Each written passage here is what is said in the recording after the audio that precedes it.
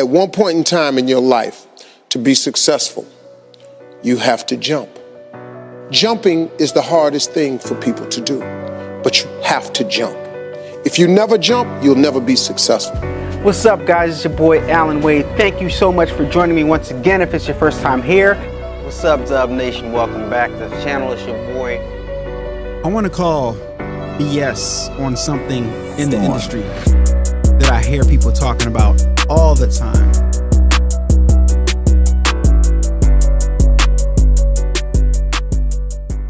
Hey guys, welcome back. Today I'm here with the one and only Allan Wade. What's up, Allan? What's going on? Really so glad to see you, man. Oh my gosh, you guys can see what we went through to get this machine in here. It was incredible, and Willie and his team got it in here with no problem. I didn't think it was going to happen, but they made it happen.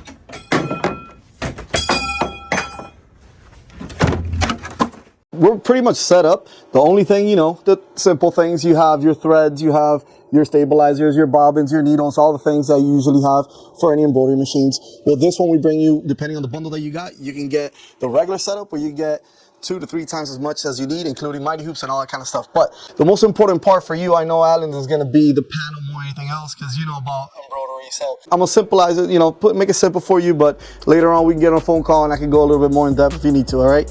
So it makes it pretty simple for you. If you see right here, it says 1, 2, and 3. That's basically your steps. You're going to choose your pattern, choose your colors, and choose your frame. Manual trim, and this is how you get on to embroidery mode. This is your start and stop right here. Now, other than the standard things, I want to show you a little bit more in depth of what this machine can do, and I have a really good question for you. Yeah. Have you ever tried editing a DST file? Editing a DST file? Yeah.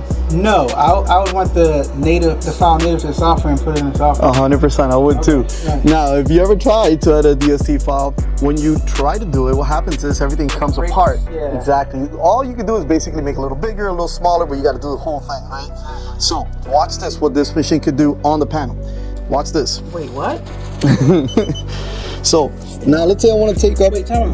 It's separate the elements of the design? Correct, 100%. So now you're going to go by stitches. The only thing about this is, you know, it's going to go by the steps that the design was created. So if right now I go, let's say 1,000 stitches, let's just go a couple thousand stitches. You could do more, but let's say you want to take off that part right there. All right? Just grab that part and make it a whole nother file. Make it a whole nother file. Watch this. Wow. So now as you can see right here, you have two different DST files from one.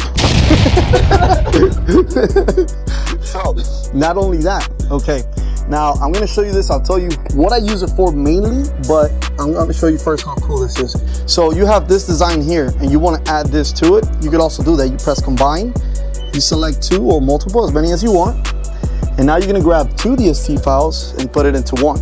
Why is this cool? Because now, let's say how many customers you get at once. Maybe you get 3 customers, all 3 with different designs. What are you used to doing? Well, you got to test all the designs, right? So what you're going to do is you're going to put one, test one, take it off, test the other one, take it off. Right, not anymore. You can put all 3 in the same hoop, test all 3, come back, take a picture, send it to the customer, get it approved, done deal. Nice. So, I can have one design for the company name and different employees. Exactly. And have it exactly in the position where you want it. So let's say we have your name, we could add density to it. So right now it doesn't look that dense. Add some density right here and then.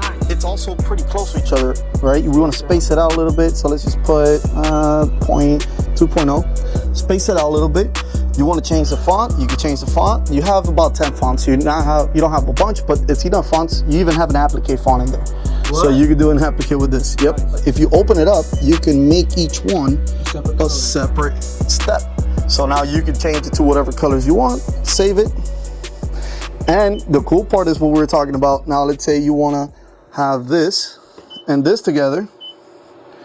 You can on the same file. Well, I'm gonna have to sit down and I'm really gonna learn how to do all this stuff. This is a whole lot more functionality. It's fully touchscreen. I'm used to. Wow. That's impressive. Save it and that's it. You know what? I kind of feel like, you know the feeling when you get your first embroidery machine and you're a little bit intimidated because you see all the buttons and stuff like that? That's how I feel about this screen. It has a lot of functionality going on. It's a little bit intimidating, if I'm not gonna lie.